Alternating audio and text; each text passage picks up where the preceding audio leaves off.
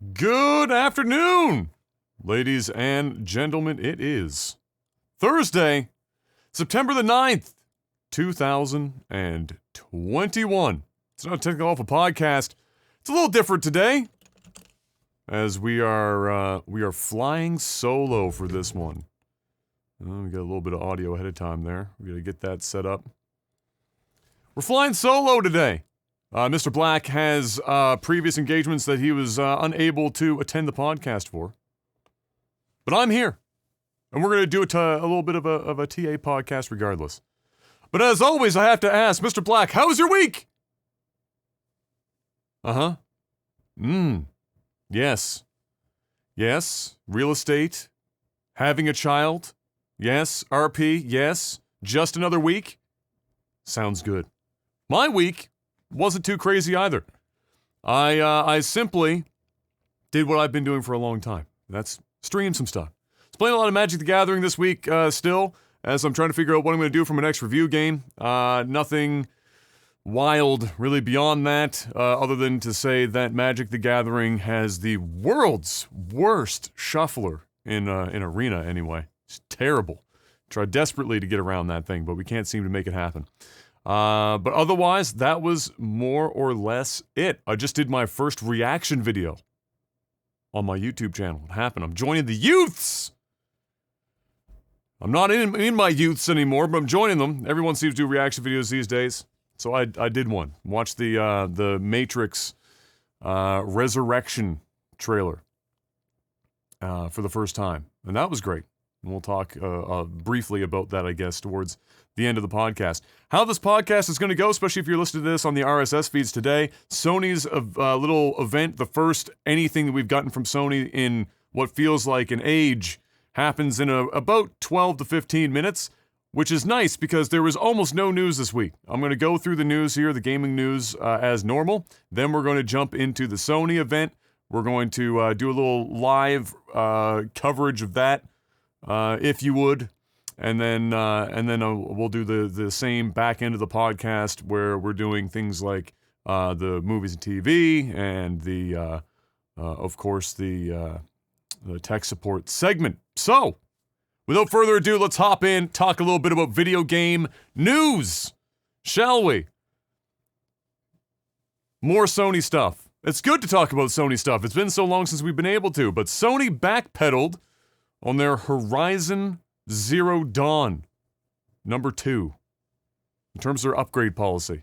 We talked about it on the podcast actually last week, whereby they were saying that, even though they said originally they were going to allow everyone to upgrade to the PS5 for free, with regards to having this game, since it got delayed, they said, nah, we're not going to do that anymore. Now you got to have one of the special editions of the game to allow you to have an upgrade, etc., etc. Lots of people weren't particularly happy about that, and obviously took to the interwebs as always to tell Sony about just how much they weren't a fan. And inevitably, Sony, which this seems to be Sony's thing this time around. They seem to be do something anti-consumer or something that their fans don't like all that much, and then after everyone screams and yells, they change it, and then they go, "Oh, no, you know what? We won't. Okay, that's fine. We heard you," and then everyone goes, "Oh, they heard us. They were listening." That seems to be their strategy. Anyway, they did that again. And now they're going back and saying Horizon Zero Dawn 2 is going to it's going to be a free upgrade. However, this also spurred them on to make it very clear that in the future, every upgradable game, PS4 to PS5, will cost $10 to do so. That's like a flat rate thing, which at least is a little bit easier on the surface than whatever weird thing they've got going on now. Every game seemed to need a freaking flow chart to understand the pieces of how to upgrade and which version and when and how and if it cost money and if it didn't. So anyway, $10 to upgrade, which as long as it's that simple, like you pay your money, you put your disc in the PS5 and you're done, it's not, let's say, as consumer friendly as the smart delivery system of Microsoft's, but it's better than what they had now. So what you can take that for what you will, and you can let us know in the comment section how you feel about $10 for every upgrade going forward, especially in regards to all this confusion came with this. Horizon Zero Dawn 2 was supposed to be within the launch window that they considered, which is the first year post-launch of the console itself.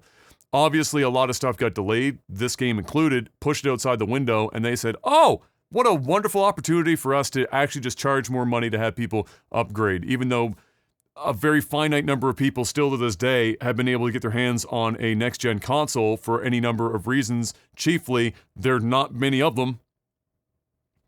And will continue apparently until almost the end of next year, not being super readily available. So it was kind of scummy. But regardless, let us know how you feel in the comment section below about that if you've got an opinion on that. Tripwire. Speaking of opinions, oh, what a wonderful segue. Tripwire, who you may know for Killing Floor and Maneater, that Grand Theft Auto Shark game that landed not long ago. The CEO, or used to be CEO now, I suppose, John Gibson, is out. He's out of there. 3 days after posting his, I guess what I would describe as unfortunate opinions on the recent Texas abortion laws on the Twitters. And this is the tweet specifically. In fairness to him, I suppose, for context's sake, and then you can form your own opinion on whether or not this opinion was perhaps good, or why he's being removed from his job in 3 days. So here it is. And this is a quote here. Proud of hashtag U.S. Supreme Court affirming the Texas law banning abortion for babies with a heartbeat. As an entertainer, I don't get political often. Yet, with so many vocal peers on the other side of this issue, I felt it was important to go on record as a pro-life game developer.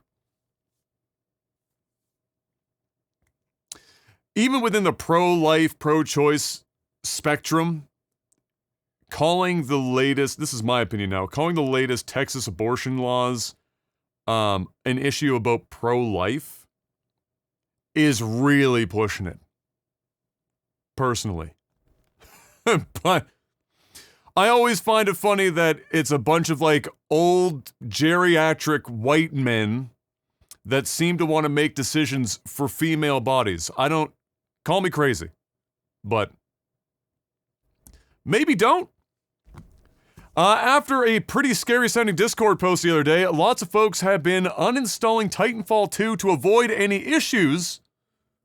And that was in relation to a possible loophole that was discovered within the multiplayer client, allowing some level of executable allowances. The developer, meaning that somebody from within, from the other side of the client could manipulate the program in some way, and possibly your computer, is what that's getting at. The developer has posted that they believe it's limited to crashing the game itself at best, but I'm sure that's not making a lot of people particularly excited one way or the other. And I uninstalled anything related to that. I even uninstalled Apex. I was like, oh, look, I'll wait this one out. I'll reinstall some stuff later if I need to. I don't need to have that on the computer. But they seem to think it's pretty harmless in the grand scheme of things. All the same, if you want more on that, you can just, Google that, and you'll find lots of info on it. Next up, Alan Wake Remaster is official and landing this fall on PC, on Epic Games Store, PS4, PS5, Xbox One, Xbox Series X, and the Xbox Series S.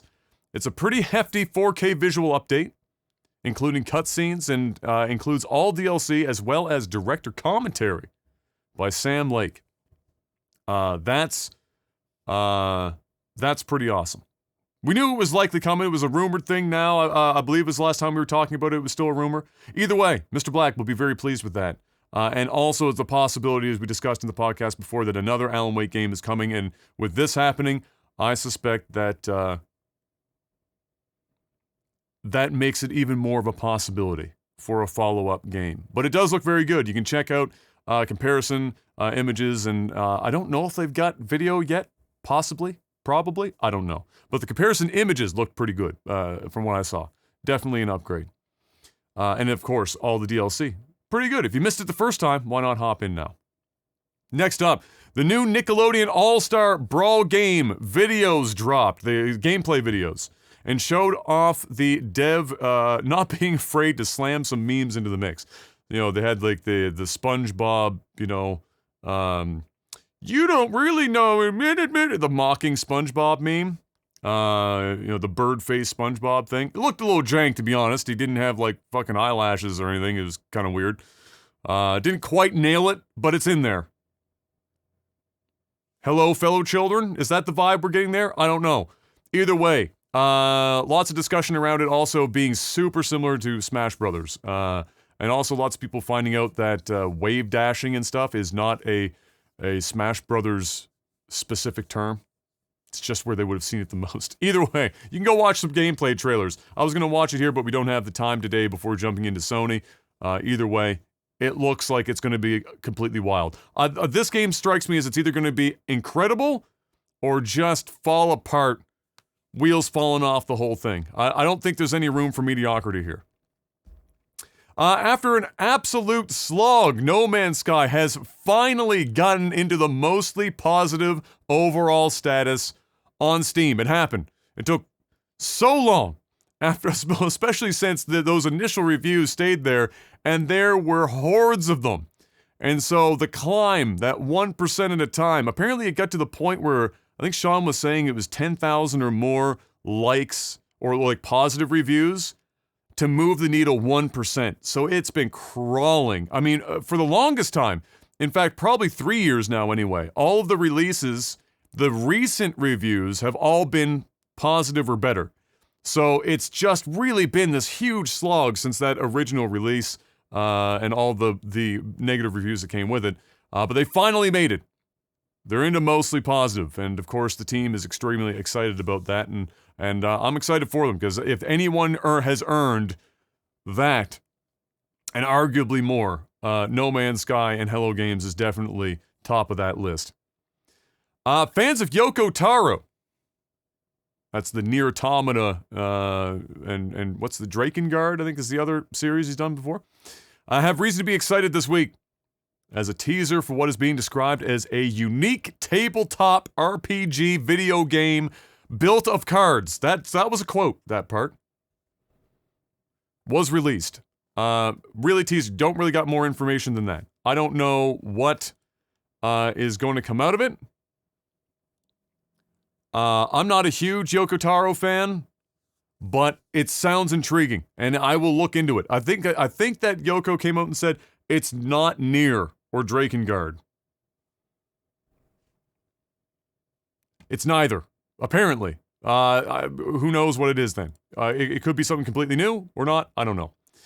Last up, before we jump into the Sony conference here, which is going to kick off in just a minute. In fact, I just got to pull this up once again and make sure that we are good to go. Sadly, some sad news this week. We did lose Battlefield, that's why I have it in this section, but it could have been in either, and The Wire actor Michael K. Williams sadly passed away this week in his home, apparently at the age of 54. I've only seen Michael K. Williams in a scant things, and everything, but regardless of that, everything I saw him in, he crushed it. Didn't matter if it was like a minor role or a more prominent role, he crushed it. So there you go. I'm gonna like, and it's weird that this happens, and I've done this in the past too. It was like what happened when Robin Williams passed away as well. When he passed, the first thing I wanted to do was just go watch all of his movies. And so now I'm gonna have to go and like check out even more Michael K. Williams stuff, because I never got a chance to really watch too much of it, other than, if he was part of a project I was already interested in. And so now I kind of want to see even more. And thankfully, the internet has provided me with lots of that this week. So that's been wonderful. All right, so now we're going to hop on over to the Sony event. It is about to just pop off here. It's supposed to in mere moments. For those of you on the RSS feeds, I'm going to do my best to cut this audio as it needs to. And for those of you here on YouTube, You'll be able to skip ahead if you need to, because this is going to be kind of winged. We don't know how this is all going to play out. But here we go. The Sony event is live. My body is ready. I'll have to ride the faders here to see if I can get the audio right. So let me know how the balance is as we go through.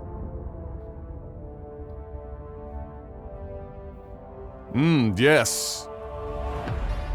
Chess. Very expensive chess.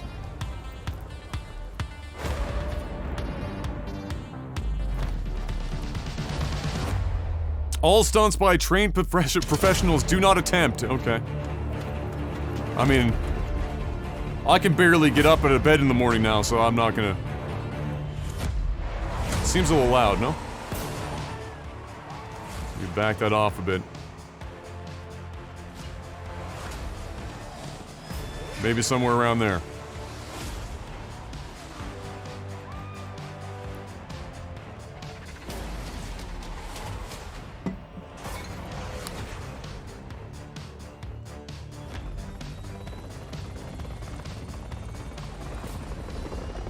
If this is just the intro to the event, this is a very elaborate chess-themed intro.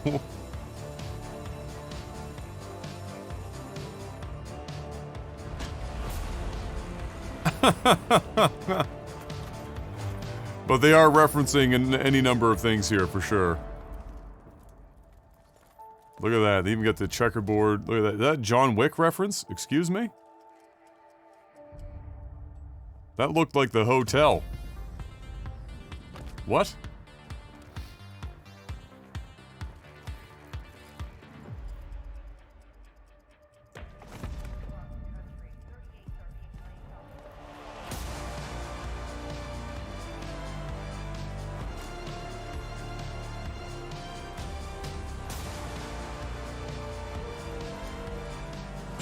I'm still trying to really... What? I mean, this is all very well shot and everything. I just... Okay, she just went in there and killed... Okay, well, that's just Aloy now. Alright, sure. Play has no limits. Ah, yes. Well, that was a very expensive film to do something. I don't know what it was, but...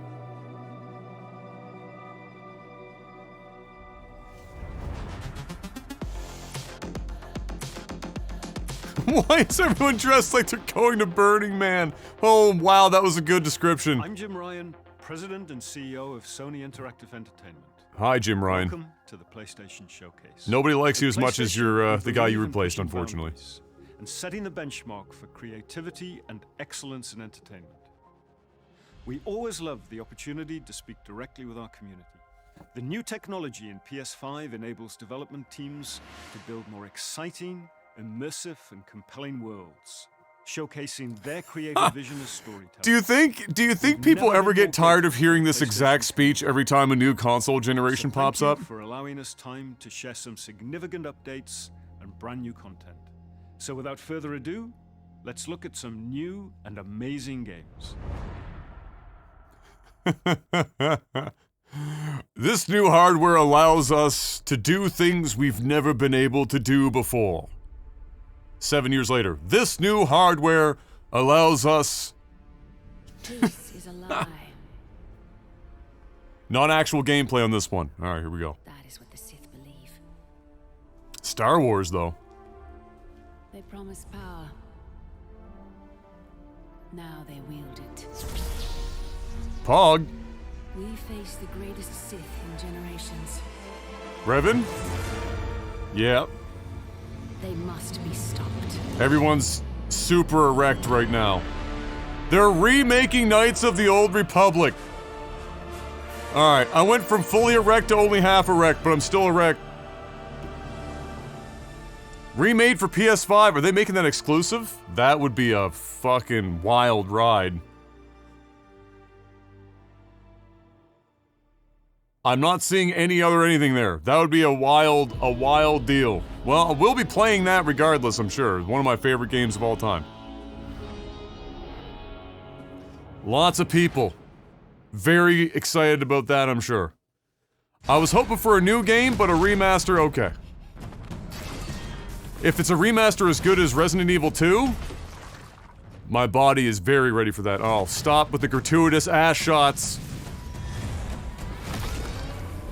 Oh my lord, I just saw her grandchildren! There are children watching this! They don't need to see your labia while you're swinging a sword, come on. What is this even?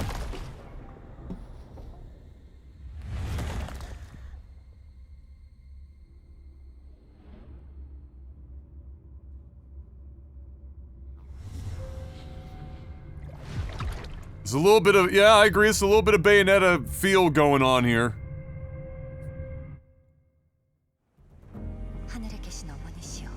Our Mother in Heaven. Our attempt to guard. It also has Nier vibes, honestly.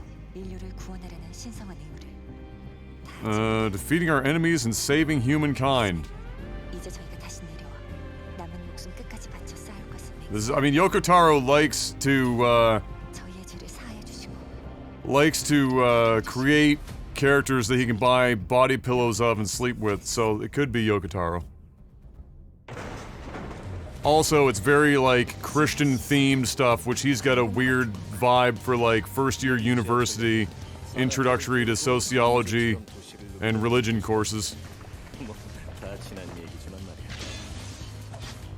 It's like Bayonetta and Nier, I can't figure out which yet. Ah, this thing's called Eve. It's parasiting a corpse. Like Parasite Eve? Sexy Parasite Eve? What is going? What are these references?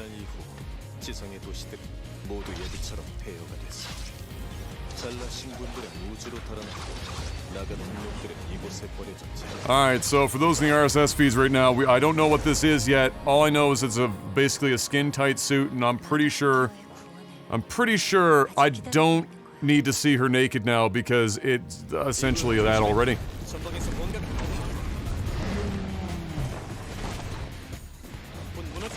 Alright, lots of Eve references, so when does Adam drop, and when do we get other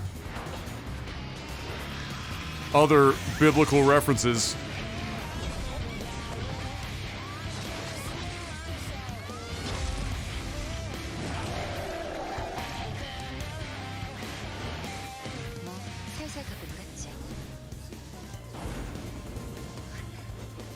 Warning. Alright, now what?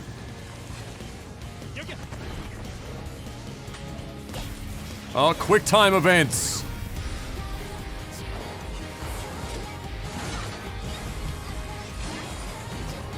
What is...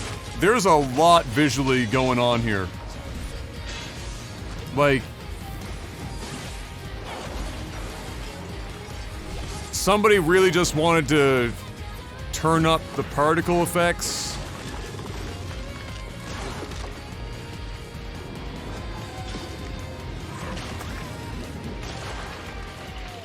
What is this game? It's like Resident Evil Enemies Project Eve. Okay, it's called Project Eve.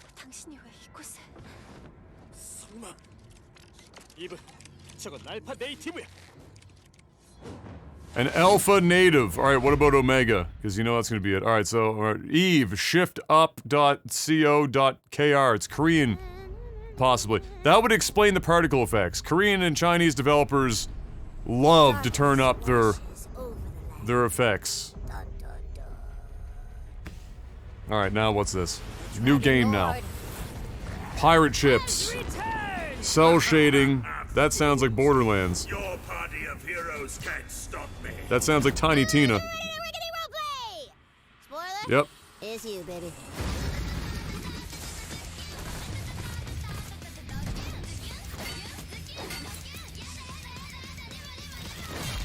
What this is... Wait, that's a song I know. Isn't that Baby Metal?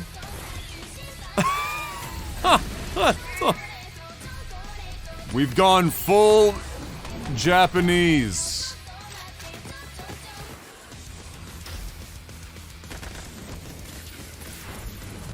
Tiny Tina with baby metal. Okay.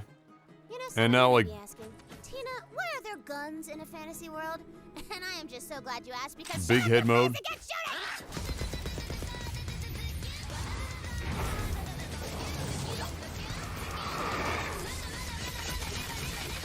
It's like they discovered Tiny Tina was like a popular character, I guess, and they just decided that, like, if we can't just have Borderlands, maybe if we just distilled everything that we consider humorous from Borderlands and crammed it into Tiny Tina and then just let her do whatever games we want.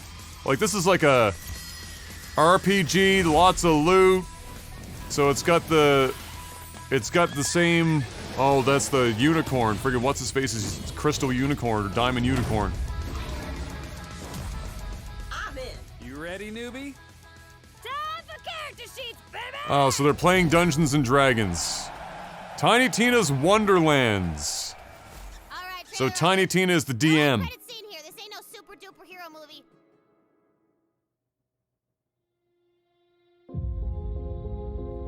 The butt stallion is back. There you go. Alright, Tiny Tina. I mean, it looked good. I'm not against it.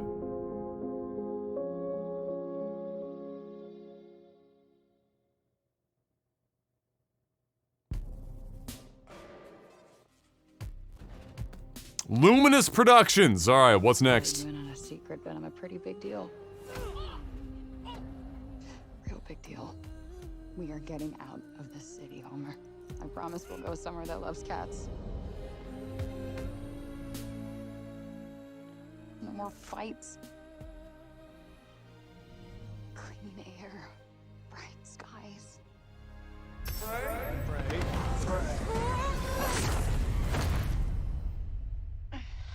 What was that? What the actual...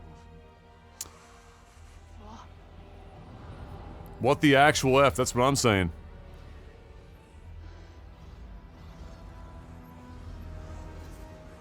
Why does this look vaguely familiar to me? Why do I feel like I've seen this before? That doesn't make any sense, but like if... Whoa, wait, stop! Whoa. I'm almost positive I've seen this before. This looks very familiar. Where on earth is this? Earth, yeah? Who's there? And technically not Earth. Well, not what you would call Earth, anyway. I swear to God, asshole, show yourself! Show myself. I've shown. Where are you? Right here. Tell me it's not a flying robot. Don't do it. Oh, it's the wristband. Okay, so let me get this straight. I'm somewhere that's not what I would call Earth. I'm seeing freaking dragons, and... Okay. Oh yeah, I'm talking to a cop! Did I just do that? We did. Terrible writing. Shit with my freaking mind! Yeah, okay, that is something I do now. I do magic, kill jacked up beasts, I'll probably fly next. Just very big open world. Oh, that's Huge. too far. Good to know there was a line.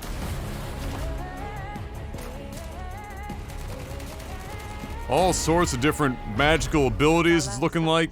You are the other I'm hero. positive I've seen this before, to some degree. You're the one that's planning on facing off with Sylar. Tanta Sylar is the strongest and most formidable of all the Tantas. You will be doing our land a great service by killing her.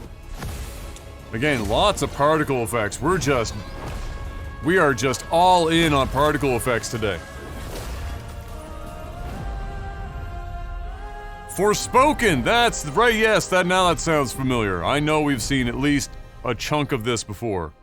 Frey. No name for a demon. I am the one you seek. The one and only Tanta Sylar.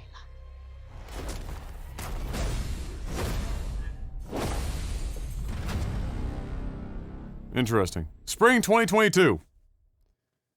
I'm not sure how I feel about that. I mean, it's not that it looks bad, it just, I can't quite... Team Rainbow has been the shield.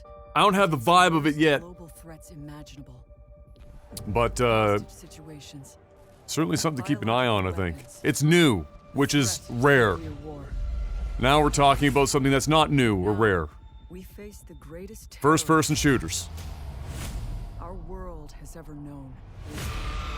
Rainbow Six Extraction! Ah, yes, we've seen little bits of this as well in the last rounds of events. There was a lot of people that were quite excited about this. I'm an asshole because I'm kind of like over the zombie thing. I have been for like ages. I'm sure there will be a game that brings me back to wanting to just shoot zombies, but I don't know if this is it. We will move as one. We will think as one. We will do whatever it takes. As one.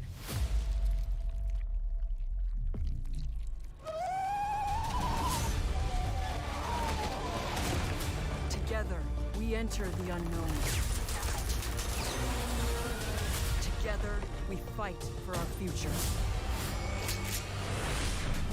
And no one will be left behind.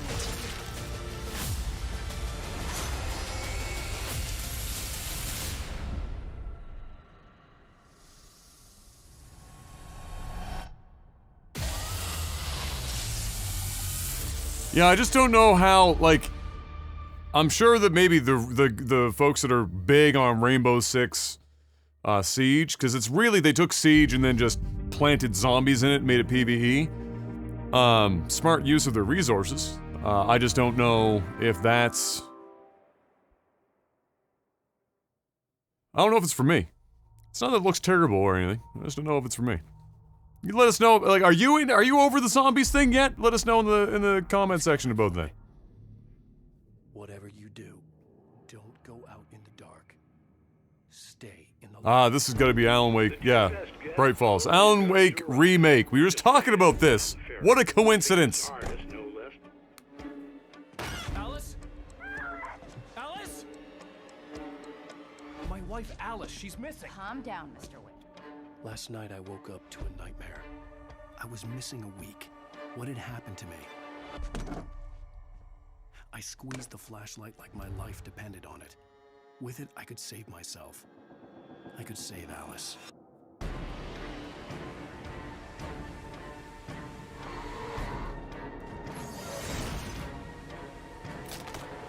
Carl Stuckey. I thought he was gonna say Carl Sagan for a second. I was like, oh, that doesn't make any sense.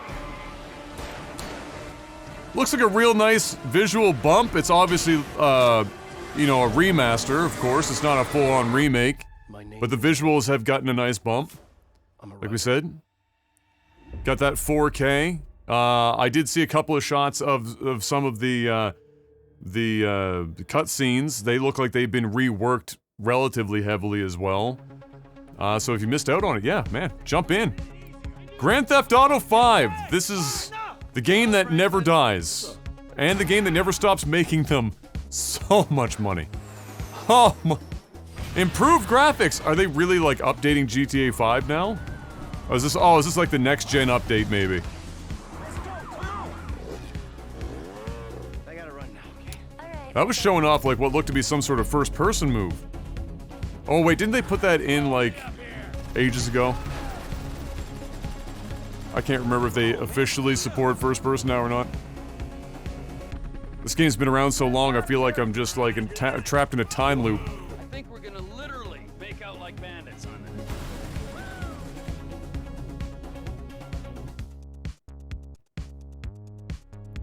this. GTA Online. That's where the real money is, right there, baby. That's man alive. Many dollars being made. March 2022.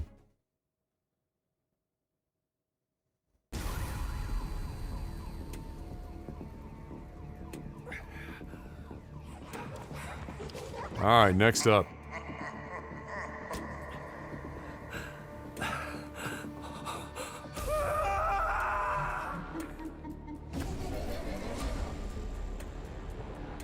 This Ghostwire Tokyo? We haven't seen this in a while. All I remember of Ghostwire Tokyo is that spooky happened and then she left the company.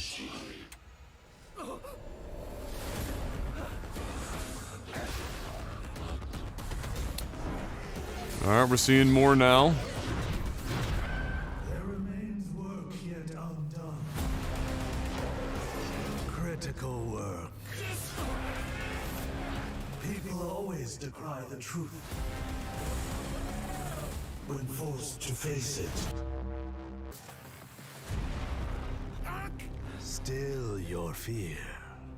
I will be her salvation. Mari!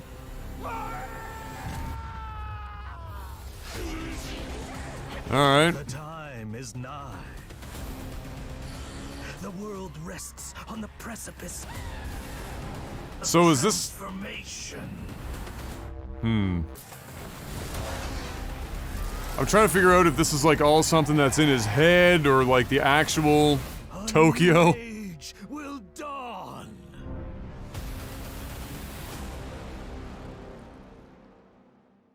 I don't know. I mean, it's new again, so I'm there for it.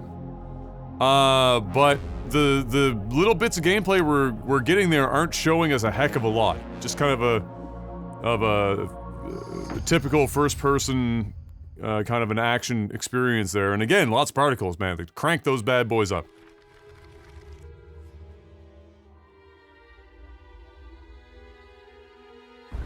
Guardians of the Galaxy. Ah, Guardians of the Galaxy. Here seeking truth. I remember last time we saw this, everyone was very divided on how this game was panning out. To share it with you. United in the light of belief, all suffering, all grief will end. Oh. Ah. Ah. What's wrong with you? Oh, I think I'm having a heart attack. Cease this at once. Cosmo! How you They're doing the writing thing correctly. It's just so hard to see that kind of line being delivered by It was like they were drinking funky juice or something. those not from the film. So let us investigate for you. Always catch, Peter Quill, and not fun kind with Bob. Hey, World Mind, long time no see. The current probability of defeating the Universal Church of Truth is 0.3%. Is that bad? It sounds bad. It is. I hope you've got one hell of a speech plan, Peter. That makes two of us. Follow me!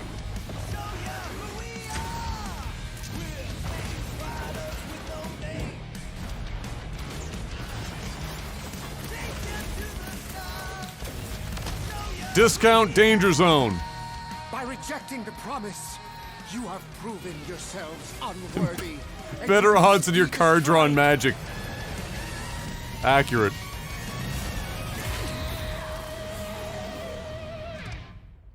You know, the trailers look good, but the gameplay didn't do anything for me when we saw it last. Milano's on her way. And we didn't see any really now. Thanks, bud.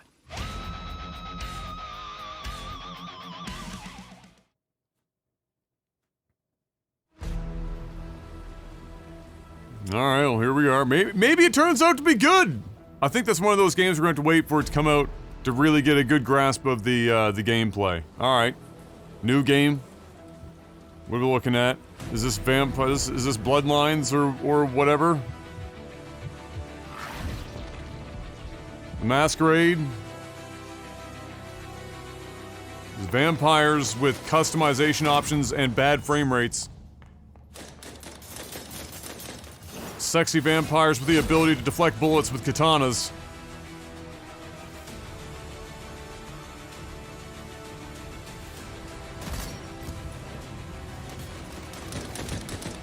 Wait, is this like a sexy vampire battle royale? What is happening right now? There's like classes?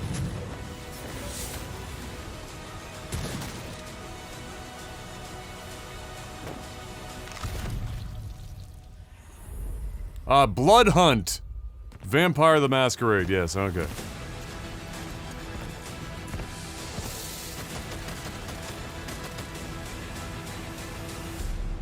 Intriguing. 2021. Sign up now, bloodhunt.com. Alright, so that drops soon.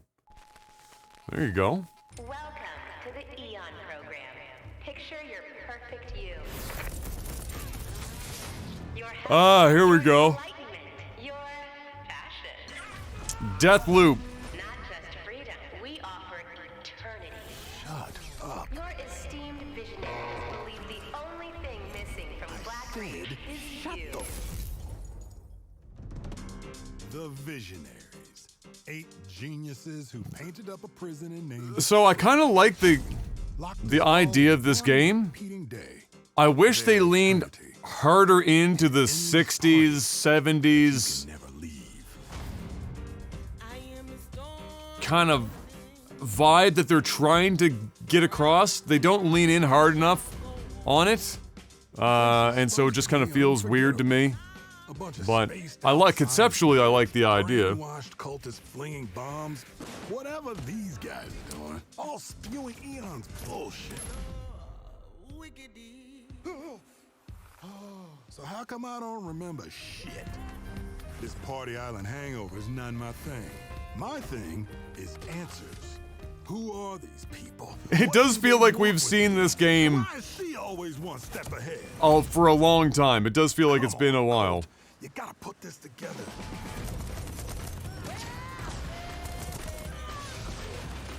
Somebody built this place. Somebody's sending me these messages from the future, the past, whenever. And some jackass wrecked every plane out here. Is this a contest for them? Some type of experiment? How does this time loop work? Does anybody remember? Why is everyone wearing a mask? What is Black notes anymore? Who am I? Like they took the Dishonored gameplay thing and they're using that as their core. Damn, I look good. Because there was a lot of stuff in there was a lot of stuff in that series that people never ended up really using because they just didn't, tended to stick to one style. This seems like it's going to end up rewarding making a lot more use of,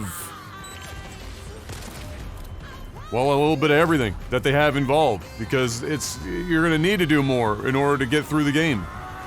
Unless they're going to stick to the idea that you can just be stealth or you can just full-blown, face off against everyone.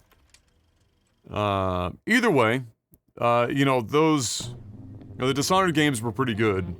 So I don't think the game's going to be particularly terrible, but I do think it needs to come out now. It feels like that game needed to come out last year. But we know why it wouldn't have. All right, next game. What do we got here?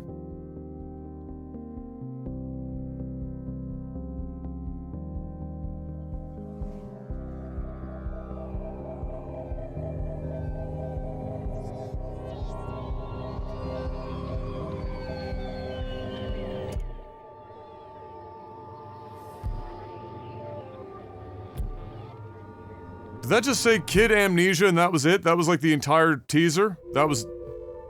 Alright. I don't know what that was. Apparently, Kid Amnesia.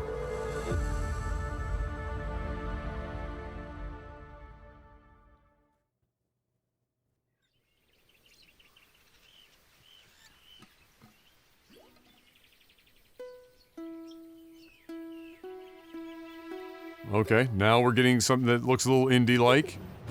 They're playing that ukulele. Actually playing it, by the way, choosing the chords.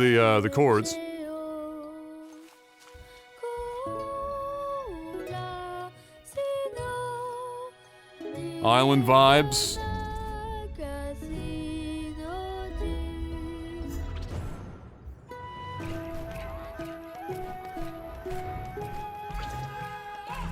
Oh, we're turning into seagulls and stuff now. Oh, we're inhabiting animals all over the island. We got a seagull and a dog and a turtle and oh wait, now you know what everyone's gonna say. They just jumped off a cliff and had a leaf glider. So, you know, Breath of the Wild comments incoming.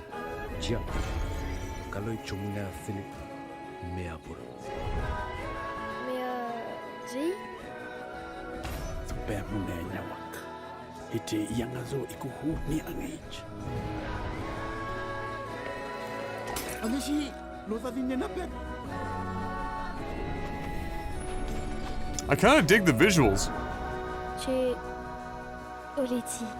Oh, is this going to be one of those industry is a game inspired by New Caledonia?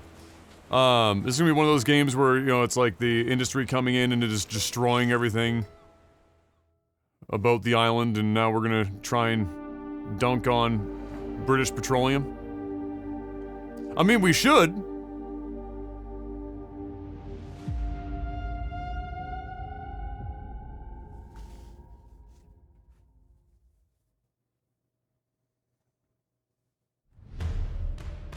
The biggest pirate treasure of all time is within our grasp. Oh, Drake is back on my screen, and I'm not talking about his latest terrible rap album.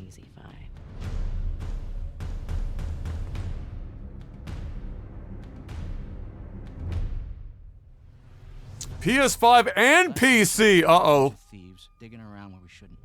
Uh-oh. We're getting a remaster Uncharted hitting the PC up. Everyone obsessed with this treasure gets what they deserve.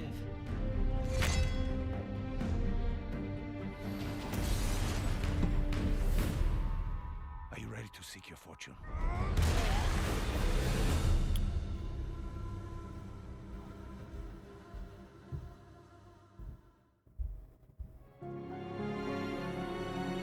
I mean, they're all good games. So, if you haven't played them, and you have a PC, and you're one of the, I don't know, 90 million people that haven't been able to get their hands on a PS5 yet. PlayStation Studios. PlayStation Studios Herman Holtz is a diverse and passionate group of storytellers at our collective of AAA studios all across the globe. Everything we do is driven and inspired by storytelling. As creators, PlayStation 5 gives us the opportunity to push the boundaries of storytelling even further. There it is again. Teams at PlayStation Studios have already delivered such incredible gaming experiences for PS5, and we're only just getting started. As you'll see today with the lineup of exclusive games coming for PlayStation Studios, we're going to continue to drive innovation, advance gaming, while always embracing the legacy of PlayStation and creating games that matter. Games that you're not going to find anywhere else. Enjoy. Alright, so that does that mean that all the games we're about to see are going to be exclusives? PlayStation Studios logo on there. Insomniac Games. Alright, here we go. Marvel? This would be Spider-Man, right? Not actual gameplay. Thank you for the reminder.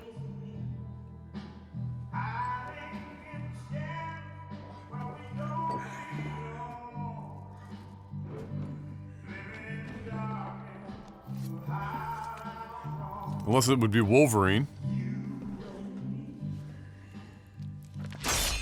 Yep. Wolverine!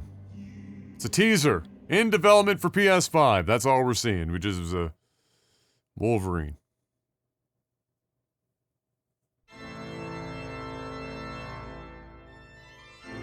Polyphony Digital with very fancy music in the background can only mean one thing. Gran Turismo 7.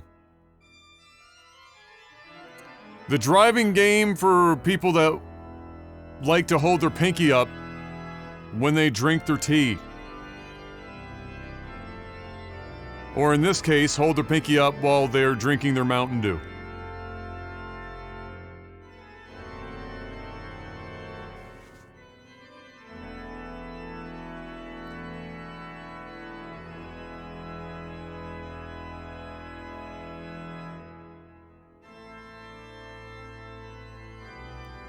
Why are they making this sound like a fucking Bloodborne sequel, though?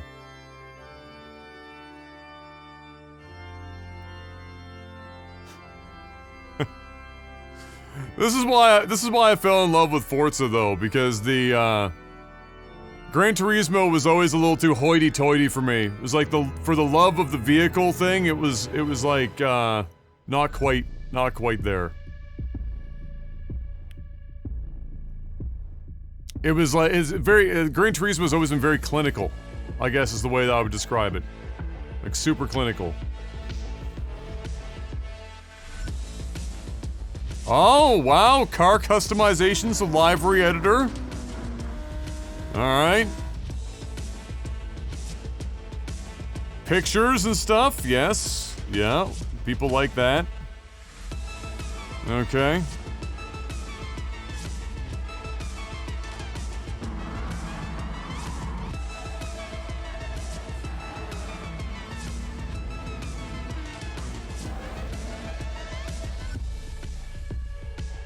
Alright, the usual car upgrades. Oh, we're even getting some Ricer type stuff. Minor body kit upgrades.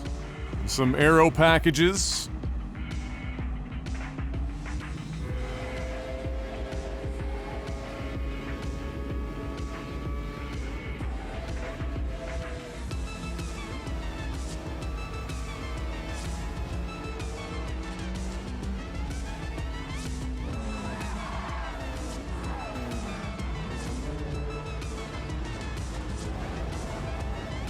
It definitely looks good, as you would expect. I mean, Gran Turismo always very wisually impressive.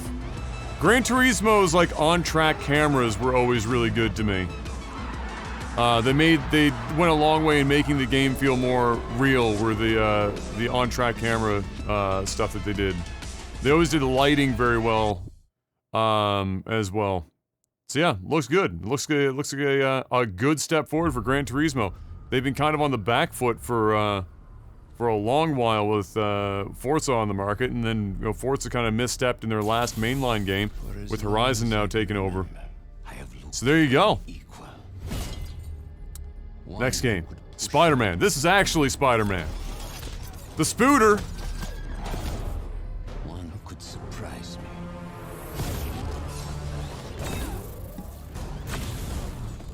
One who could even beat me.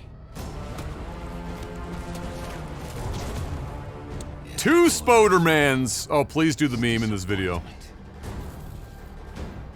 Literally Spider-Man 2, by the way. Of you finally give me what I desire.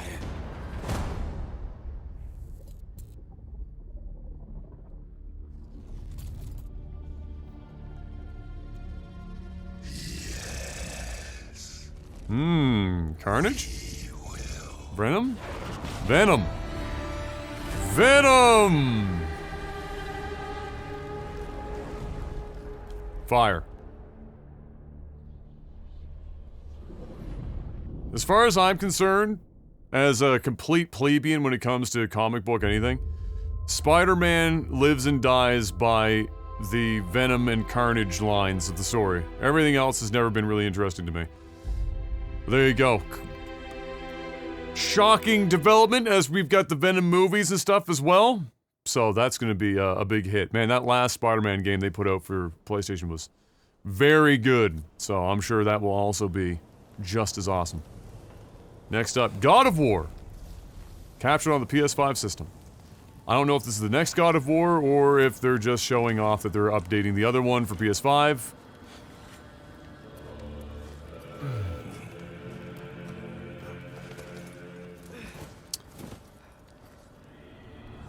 Boy. Time is running out. The prophecies say Fimbulwinter leads to Ragnarok. War is coming.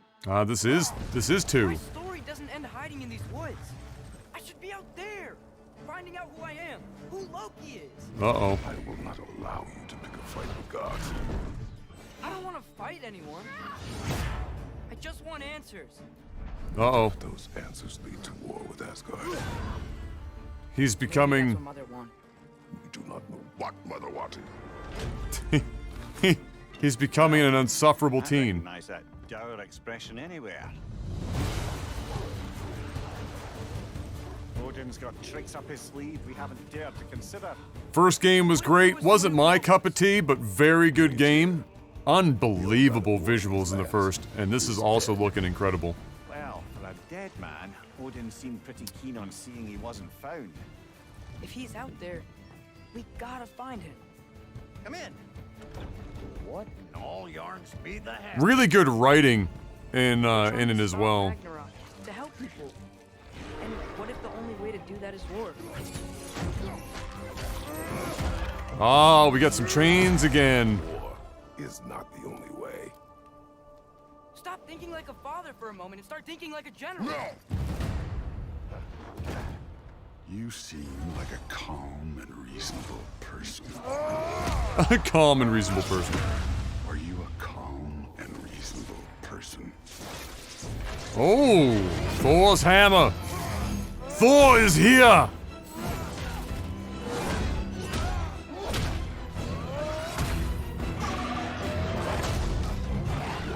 In moments of crisis, panic does nothing. Harness it. Let it serve you.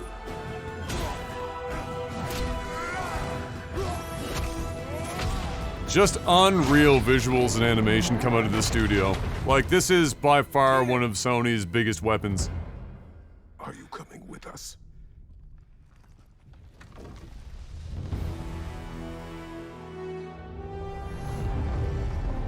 That man was big.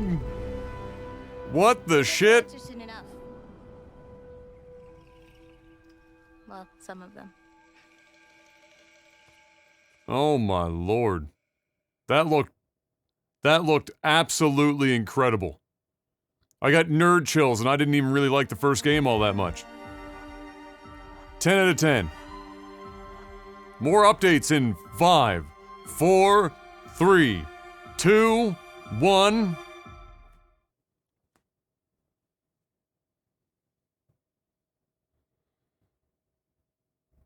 Captured on a PS5 system. Alright, I don't know why that countdown timer was necessary, but here we are. The views and opinions expressed in this program are not those of the person, or those of the, whatever. Time to reach the youths with some hip-hop. Oh!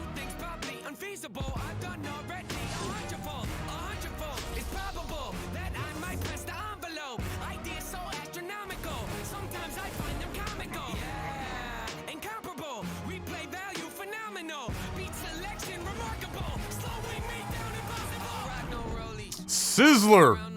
So sizzly.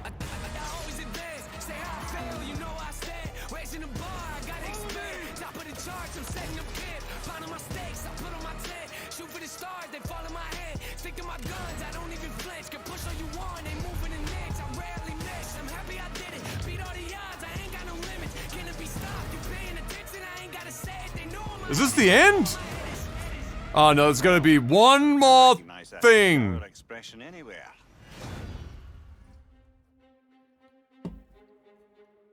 And that was the PlayStation Showcase. We've got No, it wasn't. more info and updates coming right now, and I'm in fact joined by no less than PlayStation Studios head Herman Hulst.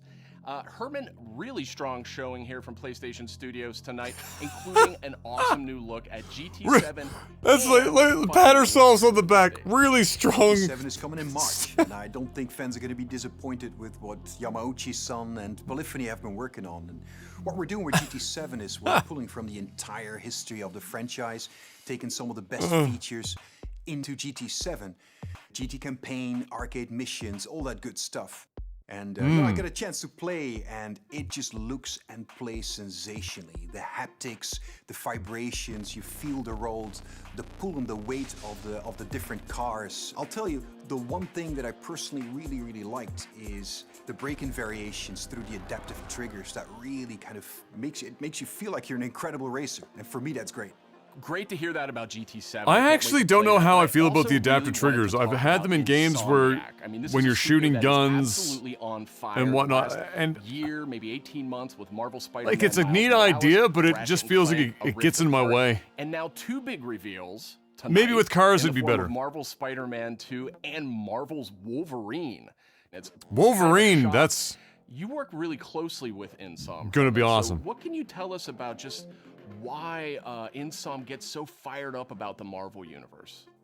I mean, Sid, you said it. Insomniac are on fire. They've been just so productive. And I think the team in Insomniac, they're really always challenging themselves to raise the bar with their approach to storytelling and craftsmanship. And it's really evident in the consistently high quality of games that they've been delivering over the years. I think on top of that, they really prize collaboration amongst their team. And that collaboration that also extends to the way that they work with other PlayStation teams, but also their work with their great partners at Marvel. And that collaboration resulted in the amazing first 2 Marvel Spider-Man games. And I know that Insomniac are extremely excited to be further expanding the universe into Marvel Spider-Man. Insomniac is really... And they're also going to be raising the bar again, you know, in terms of immersion, really became action, visual fidelity. a premier I think Marvel developer Spider-Man here 2 now. will be a spectacular showpiece for gaming. They become a They're also developer so where thrilled to then bring you can gamers just kind of an go in emotional assuming and it's going to be suspenseful good. journey into Marvel's Wolverine. I think that PlayStation fans are really going to be in for a treat over the next few years. Very cool, very exciting times, and on multiple fronts. Tonight, we also got our first big look at God of War Ragnarok. Herman, what can you tell us about where Santa Monica Studio is going with this one? You know, like many of the fans, I'm personally really His invested in the face! relationship between His Kratos and paused, Atreus. smiling We got to face. see in I'm the sorry, that trailer was there's funny. some real tension brewing between them as Ragnarok approaches. So Oh, I my. can't wait for players to see how that relationship between them evolves. And you gotta trust me when I say that Santa Monica Studio have prepared quite a few twists and turns for players as they set up the finale of the Norse saga in God of War Ragnarok. We're going to get an update on God of War Ragnarok from Santa Monica Studio here in just a moment. But before you go, Herman, I wanted to get your take on Horizon Forbidden West. Now, we've learned that this one is coming out in February. I am sure that by this point you have played it. So what has jumped out to you? What can you tell us about the game? I've had a chance to play the game on PS4 and PS5, and it looks great on both. For PS5, Herman really likes looking down his nose, eh? Like he's there, he's just... even more amazing because the environments Herman have really... so much going on too.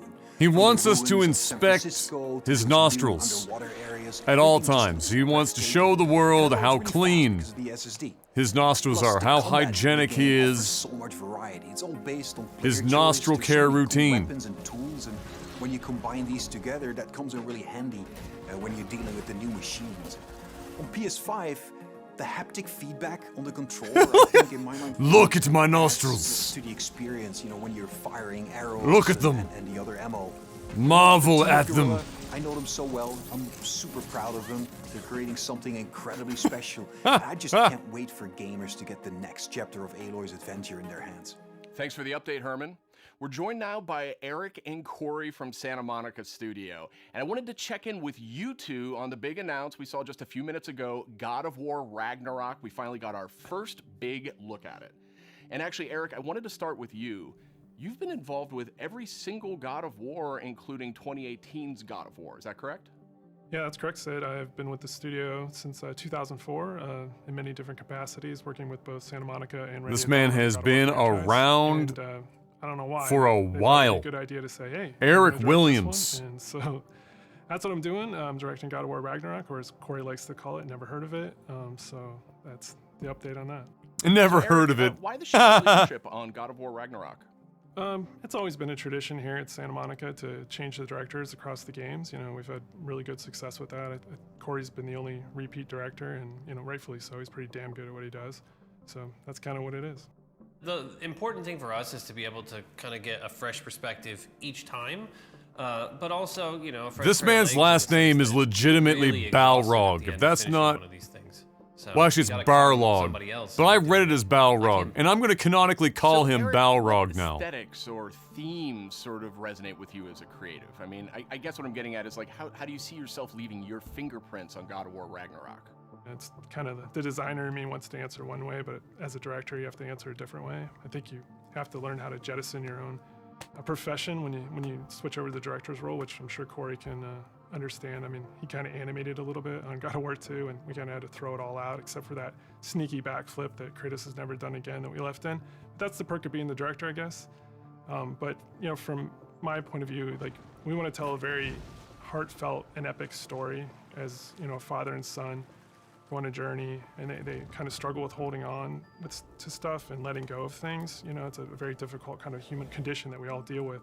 And we kind of want to arrive at that by taking like slices of life or family, you know, drama, if you will, and kind of juxtapose that against big Norse backdrop.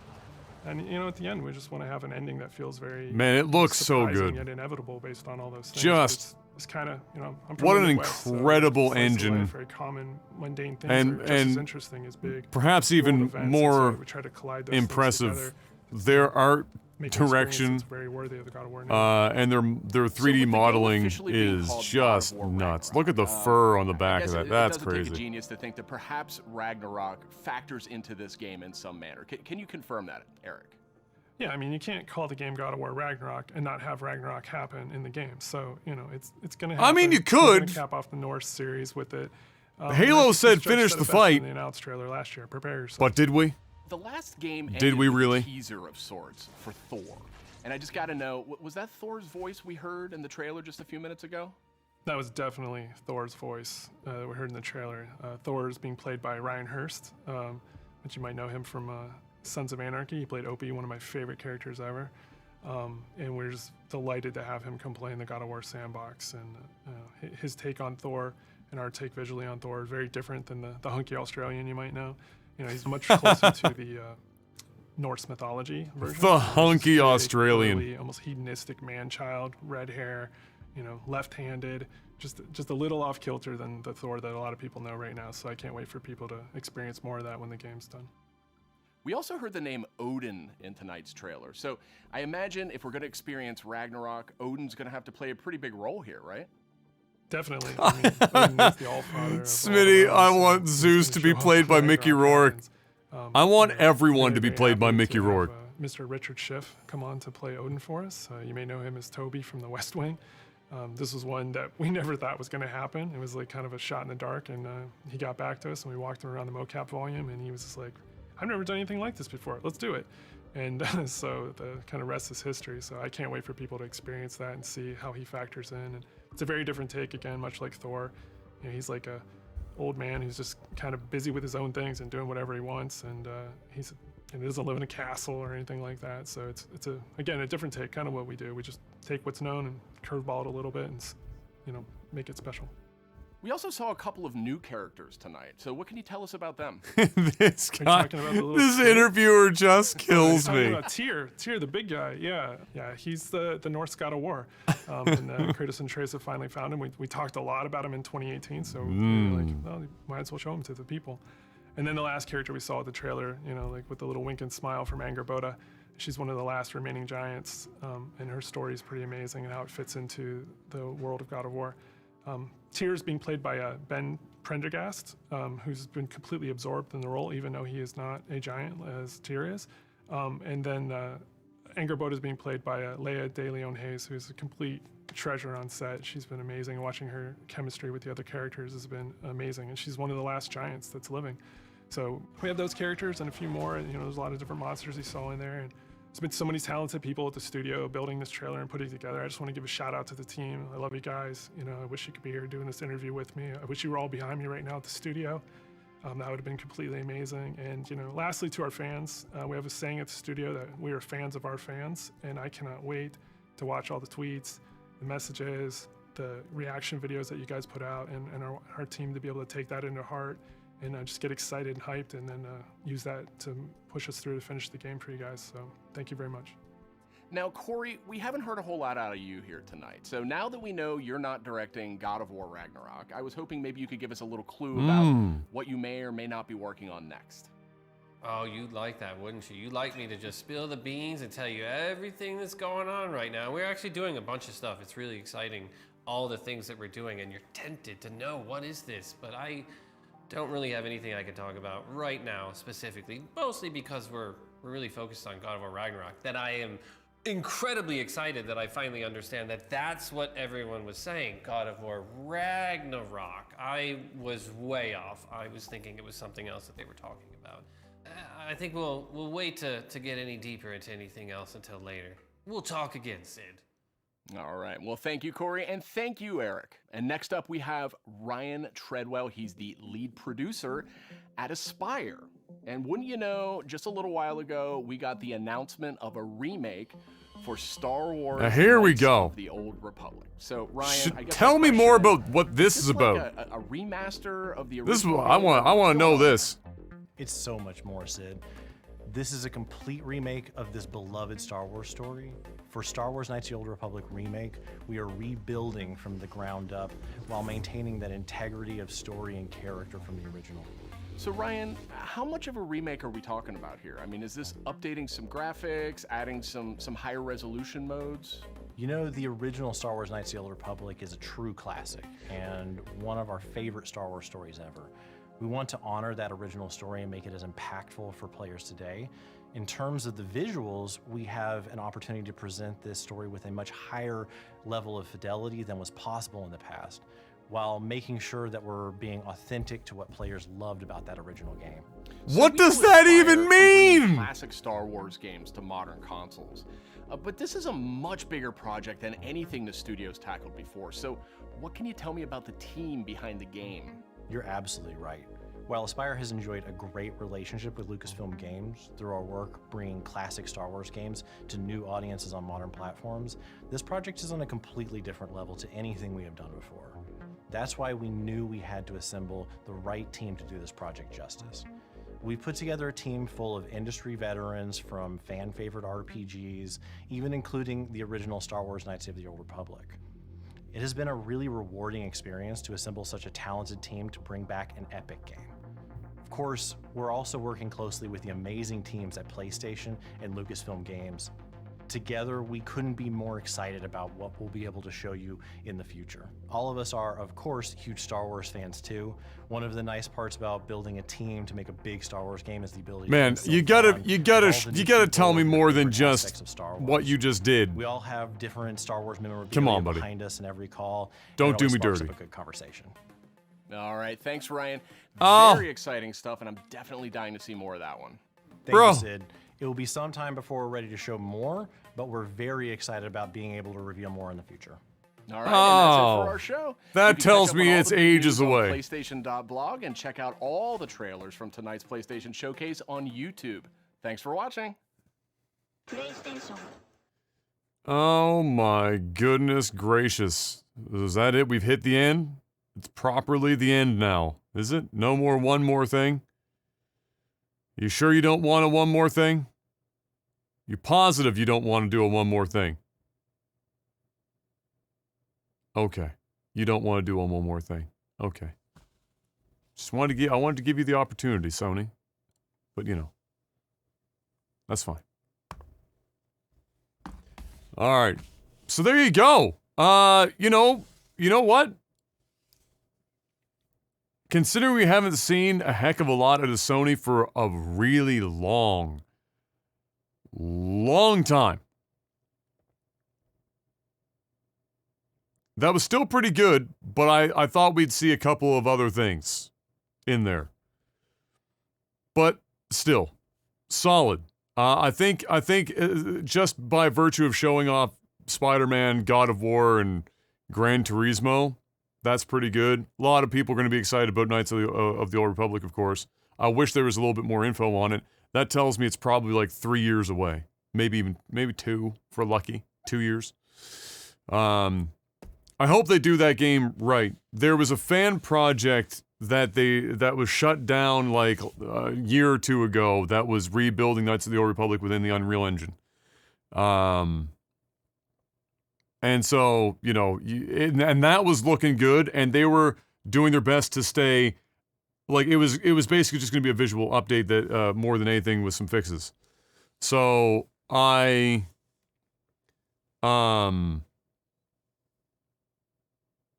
hope they do right by it. How would I like to see that, that done? Complete treat it like Resident Evil 2, a complete visual redo. Keep the original game mechanics, but just brush it up a little bit for quality of life and fix it up bug-wise. Otherwise, don't. Knights of the Old Republic is a game that you do not want to mess around with too much. If you turn Knights of the Old Republic into an action game,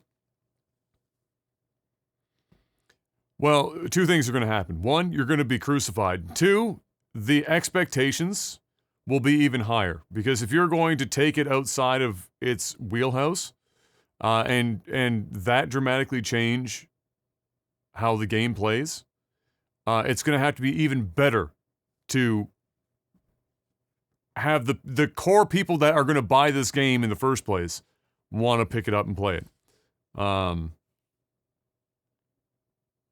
But yeah, we will see how that, we gotta wait, see how it all pans out, I suppose.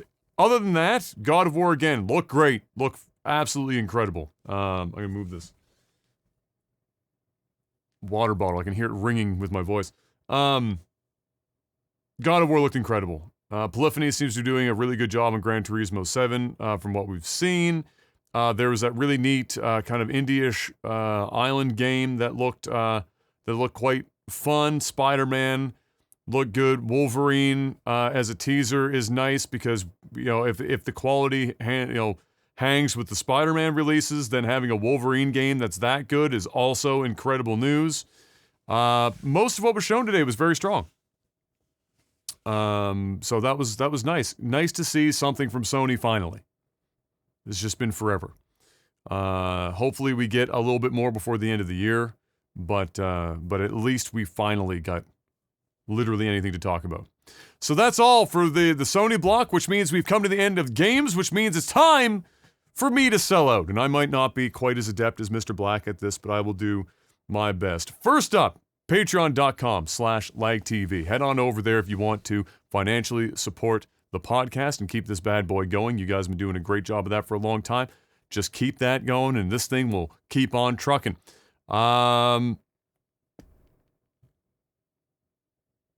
was going to say about shipping the technical alpha stuff out. I do plan on trying to get that done. As I've been saying for a little bit now, I finally got into the post office just the other day to do some shipping of some other stuff that I had for just a couple of my moderators. I was sending a couple of my mods a sweater. What I'm mildly concerned about is the fact that the shipping costs for that were shipping has gone up, and so the next round of technical alpha merchandise that we ship out will be a very telling thing is if we're going to be able to continue to even do that, even in the broad cycles that we've been doing it. The first time we shipped out technical alpha swag, it was like a $600 or $700 bill. For I think it was 30 or so, 20 or 30 tubes, somewhere in that neighborhood, maybe. So we'll see what this next round brings, but shipping out of Canada is extraordinarily expensive, and it seems to have gotten worse. And they also require even more paperwork now for anything that ships outside the country. So gonna do my best with that. I still have my Excel spreadsheet of everyone that's messaged that have hit the mark for getting their rewards, and then I'll keep you abreast of that situation as we go on. Other than that, if you've got problems, Elgato's got answers for pretty much everything now. You know what? At this point, I don't even think it has to be streaming anymore.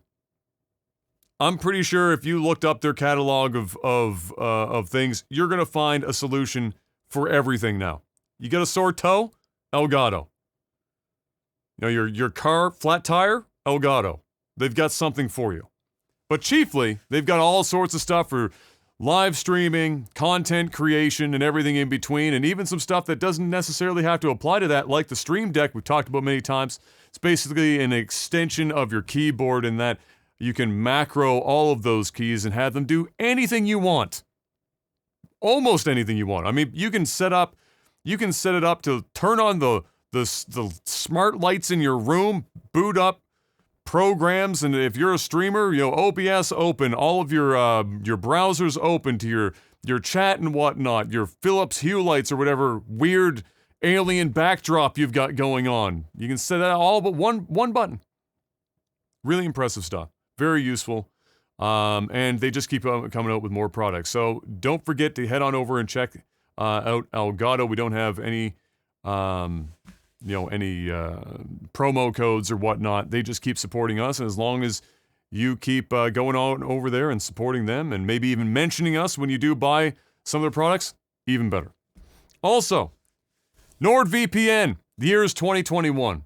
It's getting crazy out there on the internet. It's not LimeWire downloading the latest Backstreet Boys album kind of crazy. We at least got a little bit past that, but it's still crazy out there. And you want to protect yourself. Stay safe and anonymous. NordVPN is the way to do just that. And with a promo code, I believe I should know our own promo code by now, but it's Mr. Black that says it all the time. I will tell you what it is here momentarily. Because I want to get it right. I don't want to mess it up. I don't want to be wrong. Is it just OTT? I don't even know. Let me check it out. It is OTT. Look at that. Promo code OTT.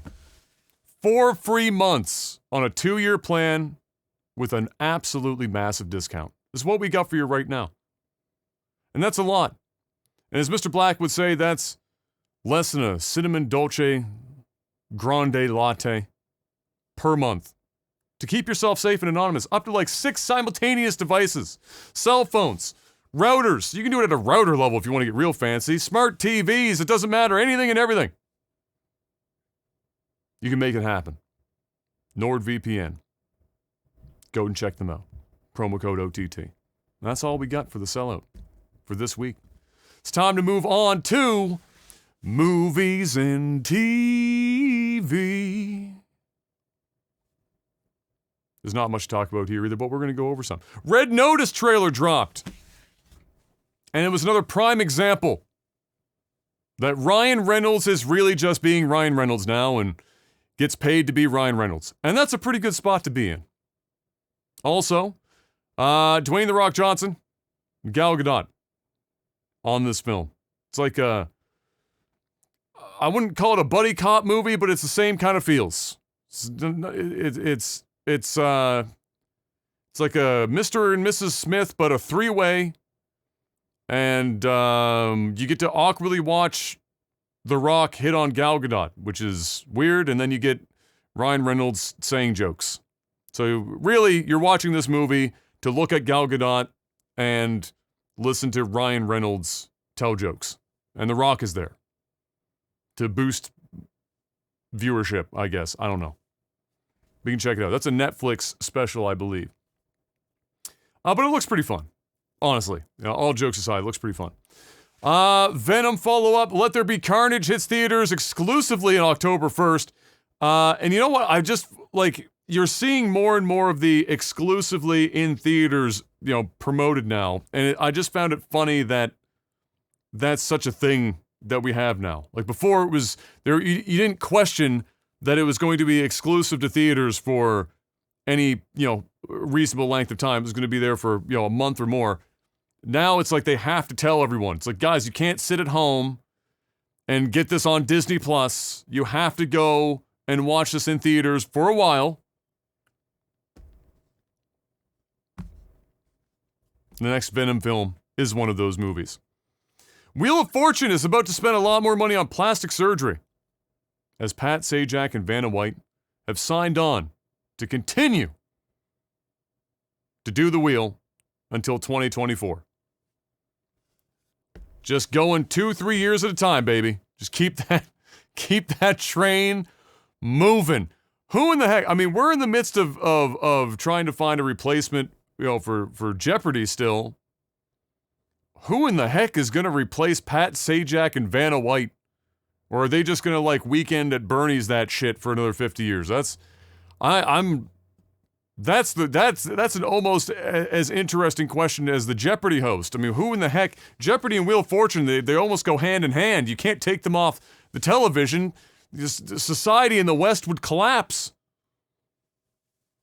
People don't have the Wheel and Jeopardy on, even if they don't watch it. They see it in their TV guides, and they know that the world is still spinning. So who in the frick takes over that lot when plastic surgery can no longer save Pat Sajak and Vanna White? Who in the frick is going to do that? Either way, there you go. 2024, The Wheel.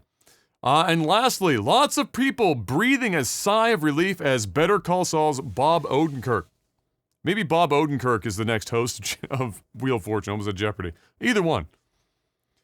As Bob posted a picture of him back on the set this week. Now after that, I believe it was a heart event of some kind that required some pretty crazy surgery, I thought. Either way, he's back at it, thankfully. Lots of people very happy about that, myself included. I don't even watch the show. He just seems like a good dude. But he's back on set, raring to go.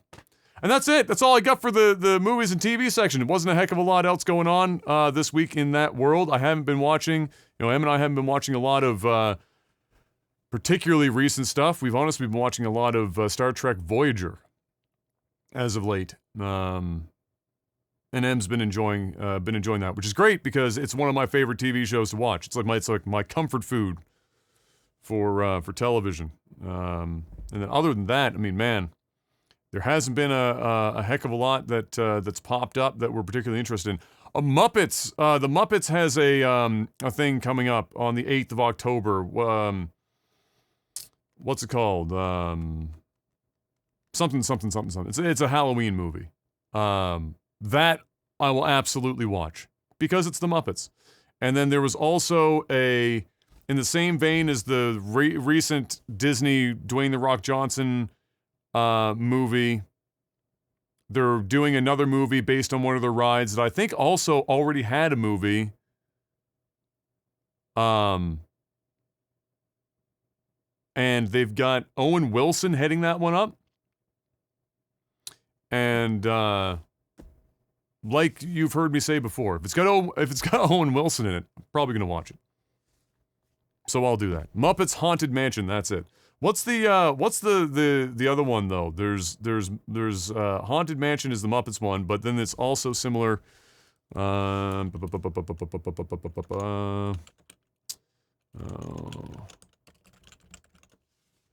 It is Haunted Mansion. You're kidding me.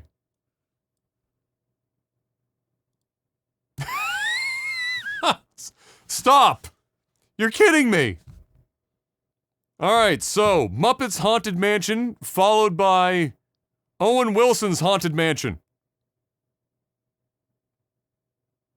You can't even make that shit up. It's literally the same fucking title. Ha! Ha! Well, no wonder I couldn't remember. Like it's the same film title. It's getting it all friggin' like caught up, and I didn't have it written down. It just dawned on me. That's kind of funny though, and they're both Disney now. Nobody thought, hey, maybe that's something to look into. Either way, there you go. Owen Wilson, love that guy. Getting more of that. The Star Wars Visions with Anime Star Wars. We talked about that. In fact, we watched the trailer for that when the trailer first dropped. But yeah. So there you go. Movies and TV. Haunted Mansion. Pick choose your flavor. Owen Wilson or the Muppets. Honestly, if we could bring those together, I think Owen Wilson and the Muppets is a killer combo. So let's just make that one movie and put Owen Wilson in it.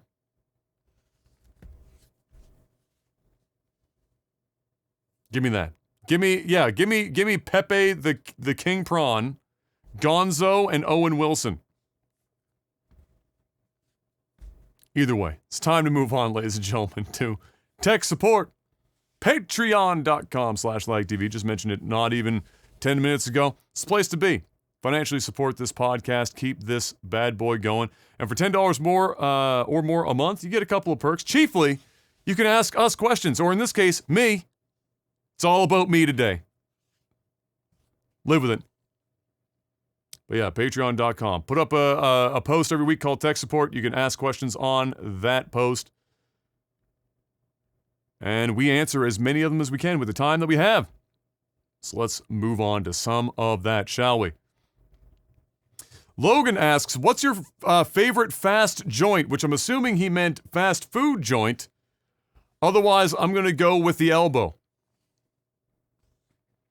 Fast food, man. I'm not really a huge fast food person in like, if you're talking about like a burger joint. Oh man, like if I have to choose a burger joint, and we're not the US, we don't have like the crazy breadth of like of regional or national level fast food joints that the US does. You know, we don't have that same availability. We've got one Five Guys here in Halifax that just popped up before the pandemic. And you know, I did have Five Guys once when we were in Anaheim. I briefly had some Five Guys there. And you know, Five Guys was pretty good.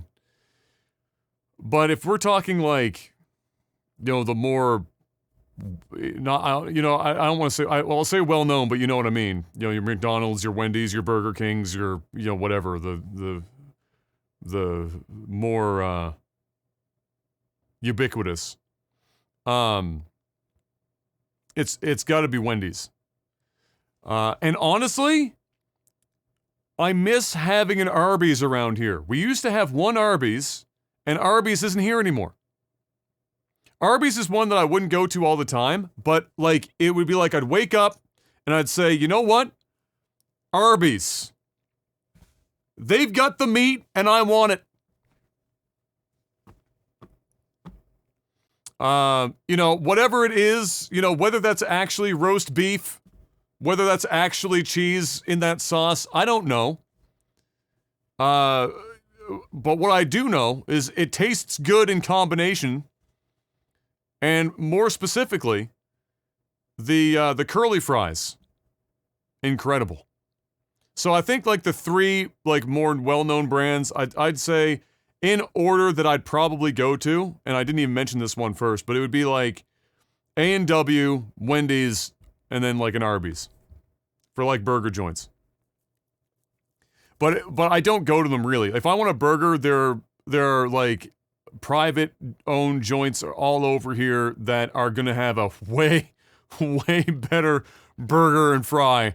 And so, you know, it's a desperation play if I'm going to, you know, one of those other places like a Daryl's, for example. As Mark just, you know, Daryl's is just, if you're in Halifax, you want a burger, just go to Daryl's.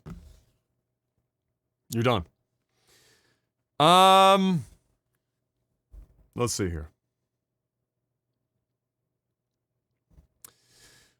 Mark asking, how physically do you plan to vote? Mail, advance poll, or in person on election day? Probably an advance poll or something like that. You know, our cases are low enough here.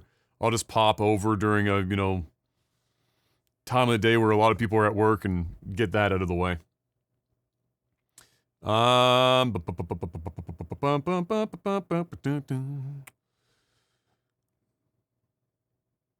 Wow, this is an... Okay. Jorbach asks, if an evil gnome of some sort was forcing you to end up in jail as quickly as possible, what is your go-to crime? What?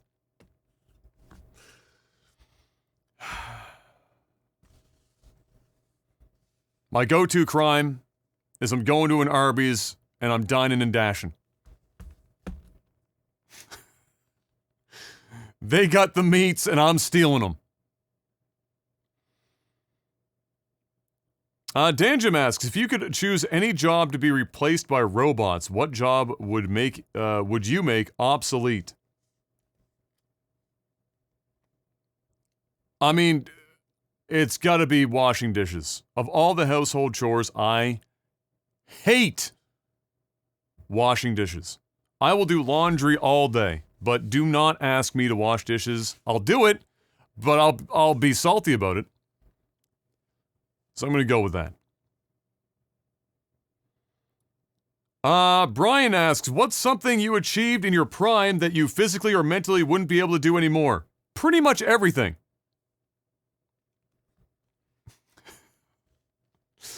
Time just asks, what is the southernmost part of Canada that you've ever been in or visited, and what was the northernmost? I mean, it doesn't... Where we are isn't dramatically far off from the southernmost, you know, short of going to Ontario and being right up against the border. But the northernmost would have been probably, I guess, when I was in Alberta many years ago and we went up into the Kananaskis Mountains, did some golfing up there. It's probably as north as I've been. I haven't been, you know, I haven't gone and freeze my nipples off properly up north or anything. It's not really what I call a good time. At least not yet.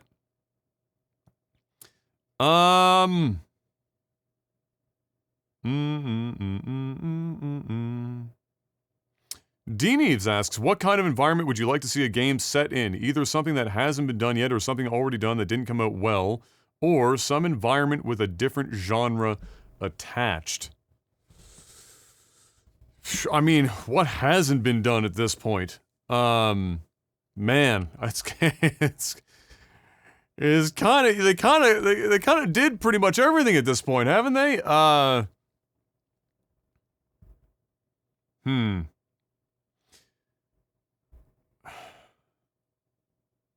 That's kind of tough. I'll say this. I'm kind of happy to see a lot of the Southeast Asian popularity increasing these days in games media. Like we just, you know, like we saw a little bit of that, for example, to a degree in the Sony event. So just give me more of that. It's nice having, you know, we are getting more diverse looks from different groups, and the Southeast Asian look and feel and mythologies and stuff seem to be, I don't doubt, in large part, thanks to The Rock becoming a thing, more so. So let's just keep that trend going for now.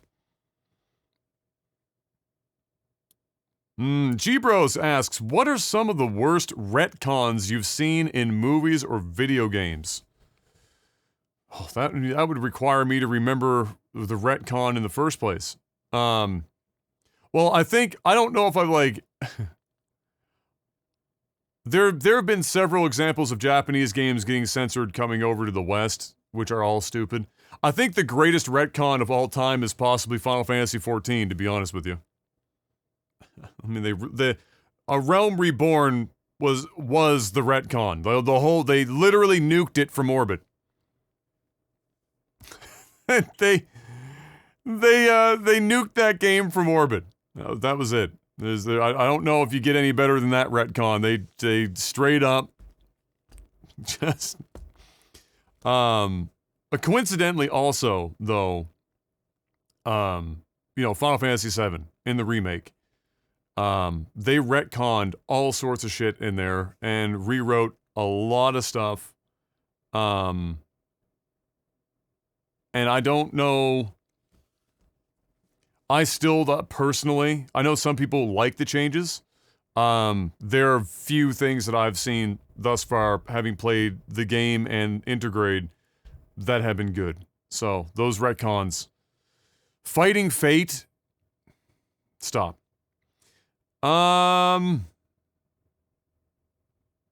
Seth asks, what is something that is easy for most people but for you is difficult? Currently, sitting or standing without my feet and legs swelling.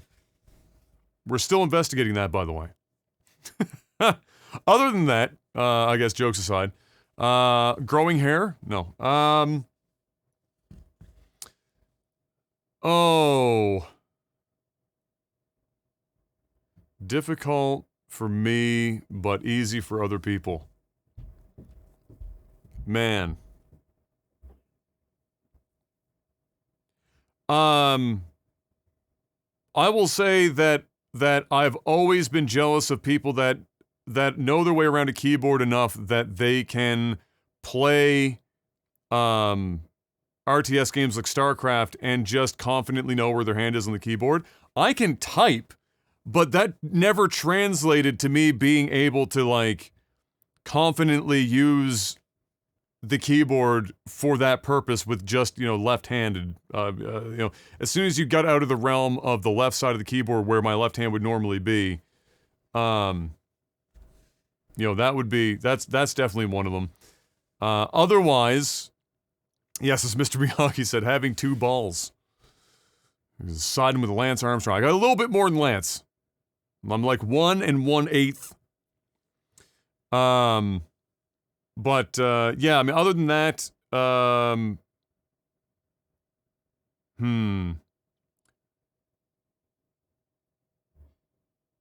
terrible at reverse parking. The thing that saved me for reverse parking was cameras being, like, standard in vehicles. If you ever had, like, I could do it using just my mirrors, but the amount of time and the level of anxiety that I had every time I reverse parked into, like, a spot, like, let's say I was in a parking lot and I wanted to reverse park into a spot and there were cars on both sides. I definitely aged.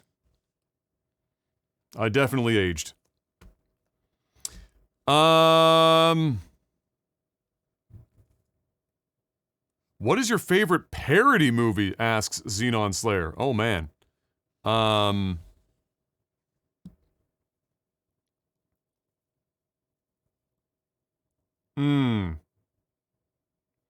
I'll say this, because it's one that I don't think anyone would mention. A lot of people will say, like, Scary Movie or things like that. I'm gonna say Leslie Nielsen's Bad Golf Made Easier. If you are a golfer and you get the opportunity, I believe somebody has that movie on YouTube to watch. It's not long. It's a movie I watched like 50 times with my grandfather when I was a young child. It's hilarious. Even if you're not a golfer, you'll probably find some of it quite funny. But if you have golfed before, it's absolutely hysterical. I mean, it's Leslie Nielsen, first of all. But Bad Golf Made Easier. We don't play golf to feel bad. We play bad golf, but feel good. Last question, I believe. I'll double check this real quick. Yep, last question. Comes in from Super Kami Guru, who asks, the gym is a magical place. What's the weirdest thing you've seen at a gym?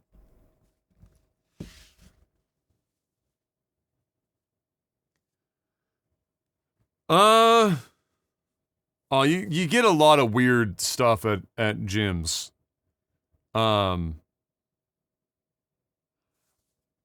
I will never not be impressed with a couple of things.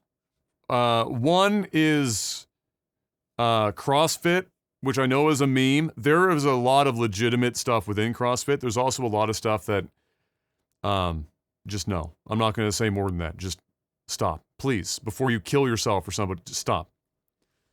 But I think a more recent thing is how many, like, social media influencers do fitness stuff, and they have literally no idea what they're talking about, but because they've got millions of followers and they're incredibly attractive, whether they're a guy or a girl, people just do whatever the shit and you can immediately tell when somebody is doing something that they are just picking up off of Instagram. In fact, I have to stop M all the time doing wacky shit that she saw on some Instagram post by some influencer.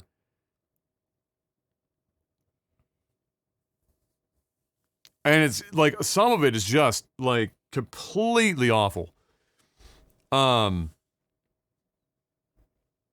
That's probably the worst. But in terms of weird, like the weirdest thing I've seen in the gym,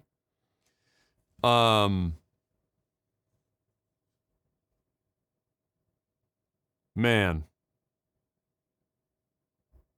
Okay, here's one. The gym that I used to go to when I was all in shape, fucking 11 years ago now. Now I'm just cut like a bag of milk. When I was going to the gym a lot, the gym that I went to, there were a couple of guys, older black guys actually. I think they were in their late 40s, early 50s. And they were a pair. They were inseparable, and they were like cartoon characters. One was like more like played the straight guy. The other guy was like a little bit more of the goofy dude. And they were, I love them both. They were awesome to have at the gym. Fun guys to be around. But one of them, who I always tease him, call him young guy.